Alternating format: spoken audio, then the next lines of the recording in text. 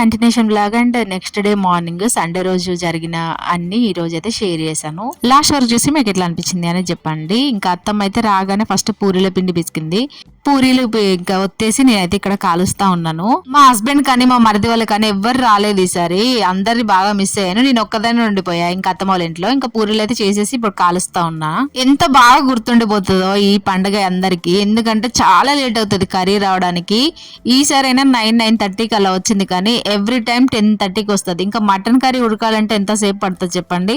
ఒకప్పుడు ఇంకా కట్టెల పొయ్యి మీద ఉండేవాళ్ళు, ఇంకా చాలా లేట్ అయిపోయేది. మేమైతే ఒక దమ్ము నిద్ర తీసి అప్పుడు లేచి ఆ కునుకు తీసుకుంటూ సొలుక్కుంటూ అన్నం తినేవాళ్ళు. కానీ ఈసారి ఏమైందంటే చాలా వెళ్ళడం తొందరగా వెళ్ళాడు, అండ్ కర్రీ కూడా కొంచెం 9 గంటలకు వచ్చింది. అదే తొందరే, ఎందుకంటే ఒకప్పుడు 11 వరకు తినేవాళ్ళము, ఒకప్పుడు 12 కూడా అయ్యేది తిని పడుకునే వరకు. నాకు తెలిసి మన వీడియో చూసే వాళ్ళందరూ నాకు నియర్ బై ఉన్న వాళ్ళే అనుకుంటా. చాలా ఒక్కొక్కరు అడిగారు ఏంటంటే మీరు తొలి ఏకాదశి రోజు నీసు తింటారా అనేసి. ఖచ్చితంగా మేము ప్రతి ఏకాదశికి ఇది మధ్యలో పుట్టింది అయితే కాదు, మా తాతలు వాళ్ళ తాతల దగ్గర నుంచి ఉన్నది అనుకుంటా. ఎవ్రీ ఇయర్ అయితే ఖచ్చితంగా బోనాలు చేస్తారు. ఆ బోనాల పండగకి గొర్రెలు అయితే దిగుతాయి. ఇది వరంగల్లో నాకు తెలిసి ఈ రూల్ అయితే ఉంది. ఇంకా వేరే దగ్గర ఉందా లేదని నాకు తెలియదు. ఎవరైనా వేరే వాళ్ళు ఎవరైనా చూస్తున్నట్టయితే చెప్పండి, మీ దగ్గర కూడా ఈ రూల్ ఉందా, ఇలా బీరణ బోనాలు చేస్తారా, గొర్రెలు తెగుతాయా లేదా అనేసి. నిజంగా పెద్దవాళ్ళు గ్రేట్ అబ్బా, శారీ కట్టుకుని ఎలా క్యారీ చేస్తారో కానీ కాసేపు కట్టుకోగానే చిరాకు వచ్చింది. ఇంకా అంతసేపు పూరీలు చేశాను కదా, ఇంకా డ్రెస్ చేంజ్ చేసుకొని మా అమ్మ వాళ్ళ ఇంటికి అయితే వచ్చేసాను.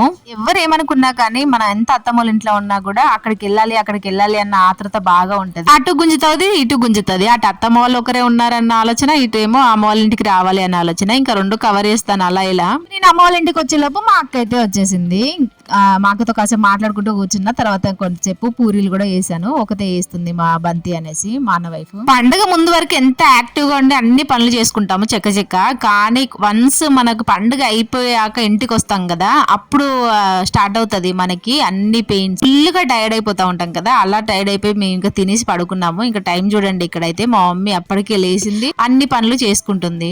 మీకు ఇక్కడ టైం చూపిస్తాను ఎంత అవుతుందో. మా మమ్మీ అప్పటికి లేచి చాలా సేపు అవుతుంది, ఎందుకంటే మా అక్క వాళ్ళు తొందరగా వెళ్ళిపోయారు, వాళ్ళకి పనులు ఉన్నాయి అనేసి. చాలా బ్లాగ్స్ పెట్టాను నేను మా అక్క వాళ్ళ ఇంటికి వెళ్ళిన వీడియో కూడా. మా అక్క వాళ్ళదైతే హాస్టల్, అందుకే తొందరగా వెళ్ళిపోయింది. ఇంకా మా మమ్మీ ఏమో చూసారు కదా టైం ఎంత అవుతుందో, 5:20 అలా అవుతుంది. అప్పటికి లేచి ఆల్రెడీ తుడిచింది అన్ని ముగ్గులేస్తుంది.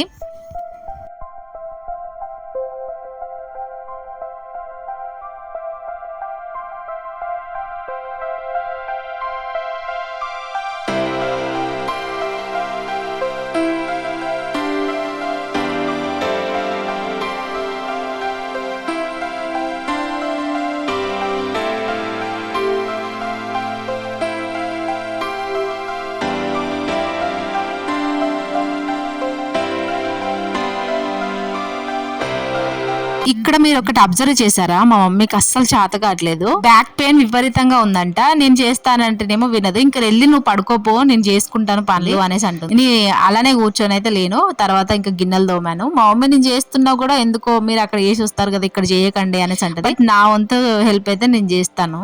ఇలాంటి ముగ్గు మీలో ఎంత మందికి తెలుసు, నేనైతే చాలా ట్రై చేశాను. నేను డిగ్రీలో అలా ఉన్నప్పుడు నేర్చుకుందాం అనేసి, కానీ నాకు అస్సలు రాలేదు. దీన్ని పిడికిలి ముగ్గు అంటారు మా సైడ్ అయితే, మీ సైడ్ ఏమంటారు అని చెప్పి. ఎవ్రీ ఫెస్టివల్ కి మా మమ్మీ ఇదే ముగ్గు, పిడికిలి ముగ్గే వేస్తుంది, వేరే ముగ్గు వేయదు. వాళ్ళకి ముగ్గు పిడికిలి ముగ్గు వేస్తేనే వాళ్ళకి ఇంటి ముందు వేసిన ఫీలింగ్ ఉంటదట. అది కూడా మంచిదంట ఫెస్టివల్స్ కి వేస్తే.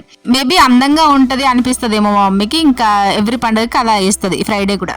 నాకైతే ఎంత బాగా అనిపిస్తుందో ఇలాంటి వెదర్ని చూస్తే మాత్రం. ఇంకా మా అత్తమ్మ వాళ్ళ ఇంటి ముందు అలా ఉంటుంది. ఇంకా తెల్లారిపోయింది, అందరం లేసేసాము. ఇక్కడ టైం ఎంత అవుతుందో తెలుసా, 6:30 7కి మధ్యలో ఉంది టైము. ఆల్రెడీ నేను వెళ్ళిపోతున్నా అనేసి మా అత్తమ్మేమో మాకు చెప్పడానికి వచ్చింది. మా మమ్మీ ఆల్రెడీ రెడీ అయింది కూడా, నేను వెళ్తున్నా అనేసి. వీళ్ళు వెళ్ళొద్దు అని అంటే అస్సలు వినరు. ఒక్కరోజు నాగా 1000 రూపాయలు కట్ చేస్తారు అని చెప్తా ఉంటారు. వీళ్ళది ఇలా ఉంటది మా విలేజ్ లో అయితే. ఇంకా మనవాడికి ముద్దలు పెడుతుంది మా అత్తమ్మ అయితే. ఇంకా అత్తమ్మకి మావాడు ఒక్కడే కాబట్టి బాగా గావురం. అండ్ ఇక్కడైతే మా అత్తమ్మ కర్రీ పెట్టాను, నువ్వు ఇంటికి వెళ్ళి కర్రీ చూడు అనేసి చెప్పింది వచ్చి. నాకు వీళ్ళందరూ వెళ్తుంటే మస్తు మిస్ అయిన ఫీలింగ్ ఉంటుంది. ఒక్కరైనా ఉండొచ్చు కదా అనేసి అనిపిస్తుంది, ఎందుకంటే నేను ఈరోజు ఈవినింగ్ బయలుదేరుతున్నాను. అందుకే వచ్చి చెప్తా ఉంది మా అత్తమ్మ అయినా కానీ మా మమ్మీ కానీ. వెళ్తుంటే నాకు ఏడిపే వస్తుంది నిజంగా. వాళ్ళనేమో వెళ్ళొద్దు అని అంటే అస్సలు వినరు. ఇంక ఇప్పుడు ఆషాఢం కదా, గోరింటాకు మంచిగా పడుతుంది. నిజంగా కూడా నేను నూరి అలా పెట్టుకోగానే 5 మినిట్స్ 10 మినిట్స్ లోనే పడిపోయింది. ఇంకా మేమేమో గోరింటాకు కోసం మొత్తం వెతుకుతా ఉన్నాము అన్ని వాడలు. కాకపోతే మా వాడకే ఉంది, మేమేమో అది చూసుకోలేదు. ఇంకా ముగ్గురం అక్కడ ఉంది, మా చెల్లె అండ్ ఇంకొకరేమో మా బంతి అంటే మానవుల వైఫ్.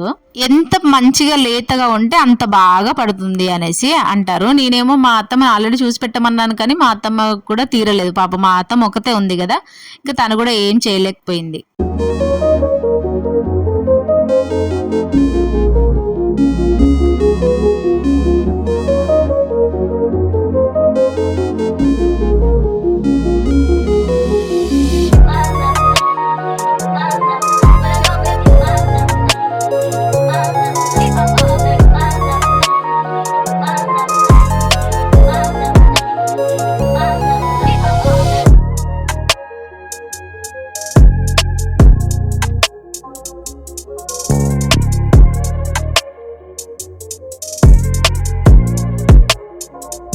ఇంక ఇక్కడ గోరింటాకు తెంపుకుంటూ మేమైతే మా ముచ్చట్లు మేము పెట్టుకుంటున్నాము. ఇక విలేజ్ లో ఉన్న ముచ్చట్లు అన్నీ ఒకరికొకరికి తెలిసినవన్నీ చెప్పుకుంటా ఉన్నాము. ఇలాంటి దాంట్లోనే నిజమైన హ్యాపీనెస్ ఉంటదబ్బా. మేమైతే ఎంతలా ఆడుకునేదో ఈ రోడ్లెమ్మటి, చాలా జ్ఞాపకాలు ఉన్నాయి మాకైతే. అవన్నీ ఇంకా గుర్తు చేసుకుంటా ఉన్నాము, ఇంతలా ఆడుకునేది మేము అన్నట్టుగా. దుబ్బ కూడా జరిగేది, మేమైతే మట్టి మొత్తం చెరుక్కొని ఒక గ్లాస్ లో పోసుకొని ఆడుకునేది. అలాంటి రోజులే వేరు అసలు మాయి. గిల్ల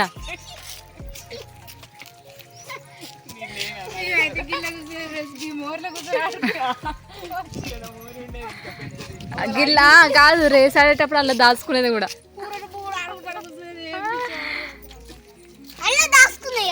ఉండరా అల్లనే దాచుకునేది, వీని పెట్టనుండే అల్లా పడతారు. ఇప్పుడు అలా మురికి నీళ్ళు వస్తానేలే కానీ కొంచెం పెద్దగా కూడా ఉన్నాం.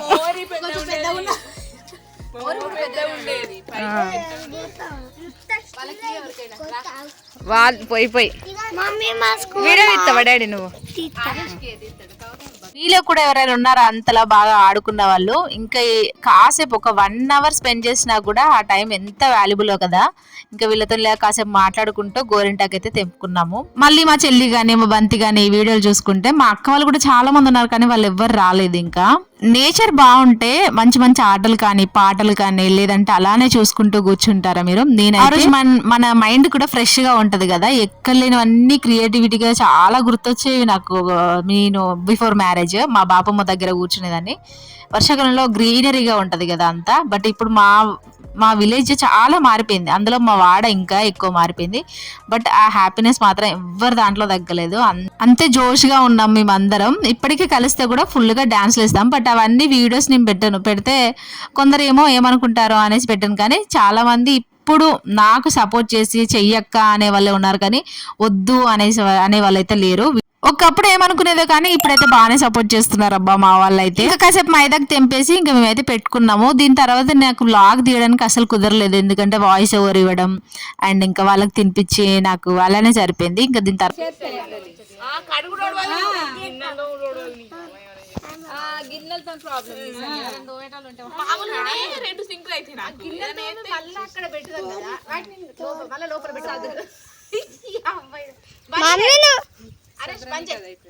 మా బాధలు ఇంకొకరికొకరు చెప్పుకుంటున్నాము. నేనేమో ఇక్కడ మిక్సీ పడుతున్నాను. ఇంకా తర్వాత పెట్టుకున్నా, అదంతా వీడియో ఇక తీయలేదని చెప్పాను కదా.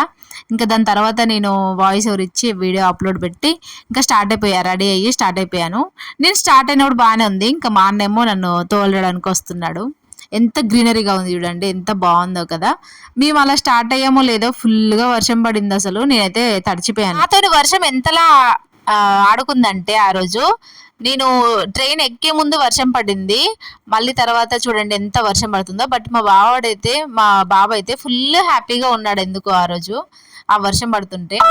అందరికి అలానే ఉంటది కదా, మీకు కూడా అట్లనే ఉంటదా లేదా చెప్పండి. ఇంకా మేము దిగిపోయాము, దిగాక కూడా చూడండి ఇక్కడ వర్షమే పడుతుంది. మా హస్బెండ్ మంచి పని చేశాడు, మొత్తం రెయిన్ కోట్లు తీసుకొని వచ్చాడు. మాకైతే రెయిన్ కోట్ వేసుకొని మేమైతే స్టార్ట్ అయిపోయాం. మా బాబుకి అయితే ఫుల్ నిద్ర వస్తుంది, నాకు ఇంకా అంతకంటే ఎక్కువ నిద్ర వస్తుంది. నేను ఆ రోజు చాలా తొందరగా లేసాను, మా మమ్మీతో కాసేపైనా ముచ్చట్లు పెడదాం అన్నట్టుగా. హైదరాబాద్ కు రిటర్న్ అయ్యే రోజు నాకు చాలా ఏడుపు వస్తుంది, ఇంకా అలా అని మా మమ్మీతో ఇంకా చాలాసేపు మాట్లాడాను. ఎందుకంటే మా మమ్మీ 6:37 కల్లా వెళ్ళిపోయింది కదా, మీరు చూసారు కదా. ఇంకా అలా వర్షంలోనైతే హైదరాబాద్కి వచ్చేసాము. ఇంకా ఏడుపులు వస్తూనే ఉంటాయి కదా, మీలో కూడా ఎవరికైనా అలానే ఉంటుందో చెప్పండి. ఇంకా మా హస్బెండ్ ఏమో నా కిచెన్ని కానీ హాల్ని కానీ ఇలా చేసి పెట్టాడు.